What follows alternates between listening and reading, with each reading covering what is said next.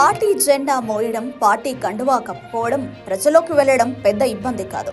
అదే న్యూట్రల్ ముసుగు వేసుకుని పార్టీకి డప్పు కొట్టడం, పార్టీకి బాకాలు ఊదడం అంత ఈజీ కాదు.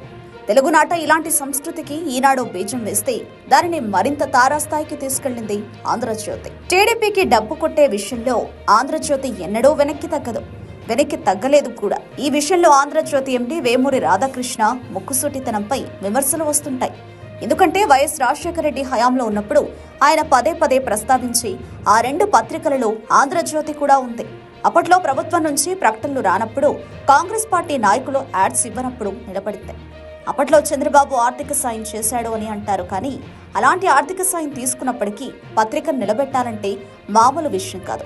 పైగా ఆ రోజుల్లో వైఎస్ రాజశేఖర రెడ్డికి కాంగ్రెస్ ప్రభుత్వం మీద పూర్తి స్థాయిలో పట్టుండేది. వైఎస్ రాజశేఖర రెడ్డి మరణం తర్వాత ఆంధ్రజ్యోతికి కేసీఆర్ నుంచి ఇబ్బంది ఉండేది.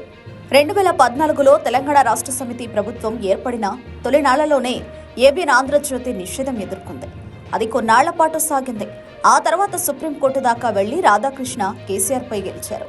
ఎన్ని ఇబ్బందులు పెట్టినప్పటికీ రాధాకృష్ణ తలవంచలేదు. తెలంగాణలో కేసీఆర్ తో ఇబ్బంది పడుతుంటే ఏపీలో చంద్రబాబు అధికారం కోల్పోవడం, జగన్ అధికారంలోకి రావడంతో అతనితోనూ ఢీ కొట్టాల్సిన పరిస్థితి ఆంధ్రజ్యోతిది. ప్రభుత్వం నుంచి ప్రకటనలు రాకపోవడం, ప్రభుత్వం ఇచ్చిన స్థలాలను జప్తు చేయడం, ఒకానొక దశలో ప్రింటింగ్ను నిలిపివేసేందుకు ప్రయత్నాలు జరగడంతో ఆంధ్రజ్యోతి రాధాకృష్ణ తీవ్ర ఉక్కపోతకు గురయ్యారు. అయినప్పటికీ అన్ని కష్టాల్లోనూ ఆయన ఎదురెదుకుంటూ వచ్చారు. ఒక రకంగా ఒక ప్రధాన పత్రికను ప్రభుత్వం నుంచి ఎటువంటి ప్రకటనలు రాకుండా 5 ఏళ్ల పాటు నడపడం అంత సులభం కాదు. కానీ దాన్ని చేసి చూపించారు రాధాకృష్ణ. ఈనాడు 4 ఏళ్లుగా ప్రభుత్వ ప్రకటనలు తీసుకుంది. చివరి ఏడాది మాత్రం జగన్తో వైరం వల్ల వద్దనుకుంది. ఇంత మాత్రం వెసులుబాటు కూడా ఆంధ్రజ్యోతికి లభించలేదు. టీడీపీ గొంతుకును ఆంధ్రజ్యోతి బలంగా వినిపించింది. 5 సంవత్సరాలలో ప్రభుత్వ పరంగా జరిగిన ప్రతి అవకతవకను నిర్మోహమాటంగా బయటపెట్టింది.